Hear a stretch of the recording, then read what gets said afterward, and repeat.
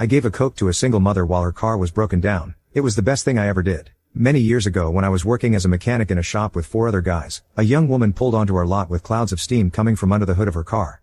I went out to see if she had pulled in to have us work on her car. She said that she stopped because she thought her car was on fire. She was just trying to make it home. I assured her that her car wasn't on fire and that it was steam from her car overheating.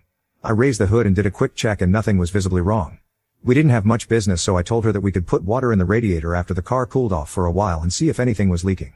It was blazing hot outside and she had 2 small children with her, so I told her she could bring her children and sit in the customer waiting area where it was cooler. She needed to use the phone to call her dad to come and help her. When they were inside, the children saw the Coke machine and started asking for a soda. She told them no, that she didn't have the money for sodas. We kept a cigar box full of change. I bought 3 Cokes and gave them all one. I told her that we always gave customers cold drinks while they waited. When her car cooled off, I put water in the radiator and I saw water leaking from the bottom of the water pump, a sure sign that it was the problem. She had not been able to reach anyone who could help her. She was becoming more distraught by the minute. She told me that she didn't have any money or anyone who could help her. She was on the verge of breaking down in tears. I tried to calm her down and asked her to wait while I checked on something. I went to the other mechanics, explained the situation, and asked if everyone would pitch in some money to buy a water pump for her car. I told them that if we got the water pump, I would do the work to replace it. We used the shop phone and called one of our suppliers to get the water pump. It cost about $20 if I remember correctly. We all put the money together to buy it. One of the guys ran down to the parts store and bought the pump while the rest of us pushed her car into the work bay. By the time he got back, we had the old water pump off. She was still trying to reach anyone who could help her, with no luck. She kept saying that she didn't have the money to pay for any repairs, and I kept telling her not to worry about it. I put the new water pump on, filled the radiator with water, and started the car to make sure it was fixed. It was all good.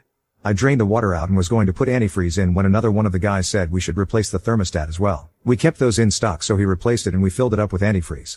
The other guys checked the oil and it was low, so we put oil in, and then everyone started checking everything. We put air in the tires, checked all of the other fluids, and made sure everything was good. I asked her if I could test drive it to make sure it was fixed, and she said okay. She had very little gas, so I drove to the gas station, filled the tank up with gas, and drove it back to the shop. When I got back, I told her everything was good and she shouldn't have any more trouble. She kept saying she didn't have the money to pay us. She was about to cry again. I finally got her to settle down and she put her kids in the car and left after thanking us over and over again. We all felt good about helping her. The next day her father came in and wanted to pay us for the work, but nobody wanted to take any money. He said that she was struggling to raise 2 children on her own. He said she had been working 2 jobs but was still barely getting by. He thanked us and we became their family mechanics, and he referred all of his friends to our shop. We all felt so good about helping her that we decided to do more. We went to the owner of the shop and told him that we wanted to do something and we needed his help. We wanted him to put up some money, and we would put up some money and our time and labor to help people who couldn't afford to repair their cars. He didn't agree right away, but we finally convinced him. We told him that it would be great for business, good word-of-mouth advertising as a shop that helped people while other shops didn't care. He liked that idea and gave us the go-ahead as long as it didn't interfere with our regular work and didn't cost him a lot of money. We all worked on commission, so our time and labor didn't cost him anything when we didn't have cars to work on. We decided to go to a few churches and talk to the preachers. We told them our idea was to offer help to people who had car problems that they couldn't afford to fix. We told them that we would help anyone as long as we had the money to do it. They all thought it was a great idea, and a couple of them already had people in mind. We told them that if people